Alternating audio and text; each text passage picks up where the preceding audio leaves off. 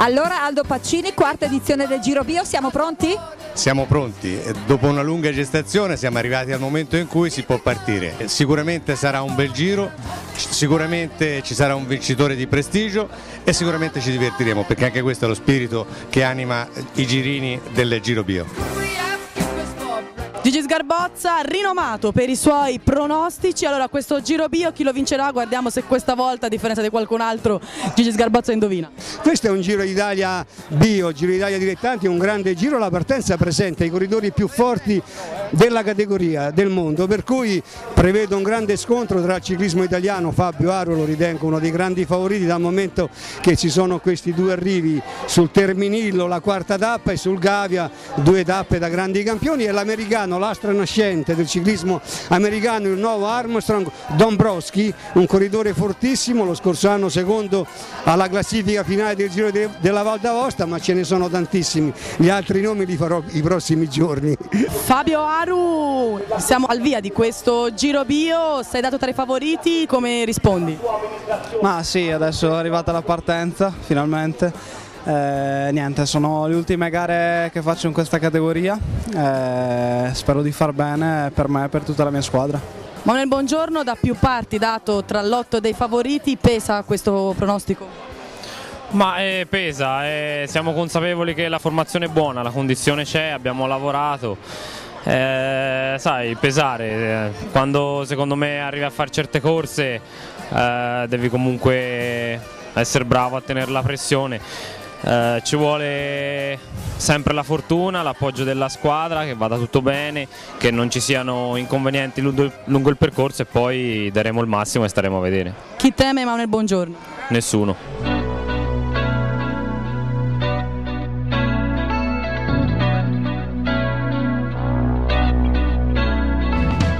Quarta edizione del Giro Bio, prima tappa da Monturano a Tortoreto Lido, 144 km, gara molto controllata e molto combattuta fin dalle prime battute, molti tentativi di fuga di 2-3 unità, ma nessuno riusciva a raggiungere un vantaggio ragguardevole. Il gruppo non lasciava loro spazio fino a quando, più o meno verso San Benedetto del Tronto, un attacco che poi sarebbe risultata l'azione decisiva, quella cominciata da Guastini della Farnese e Falco del Team Idea. Su di loro via via si sono riportati una serie di atleti fino ad avere un drappello di 30 unità che aveva un vantaggio superiore ai 2 minuti nei confronti del gruppo ammiraglia alle loro spalle.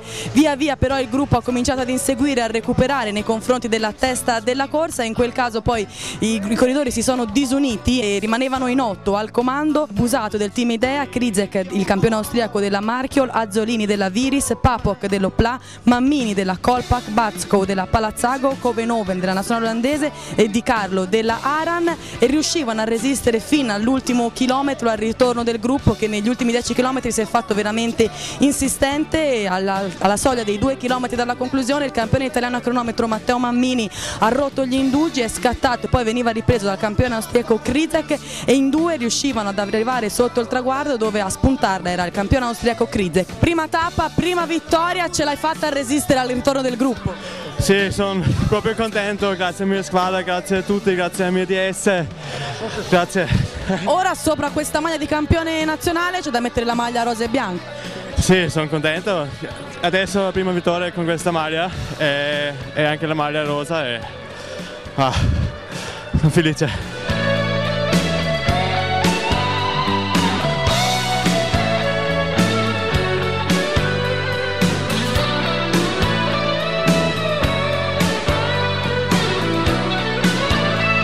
Man bassa per l'austriaco della Marchiol delle maglie, soprattutto quella di leader della classifica. Da quest'anno la ricordiamo, la maglia rosa e bianca, quindi un segno ancora maggiore della leadership del corridore austriaco. Non resta che vedere come si svilupperà nelle prossime tappe questo Giro Bio. Oggi era solo la prima tappa, un piccolo aperitivo. Per ora è tutto da Tortoreto Lido, Elena Forzoni.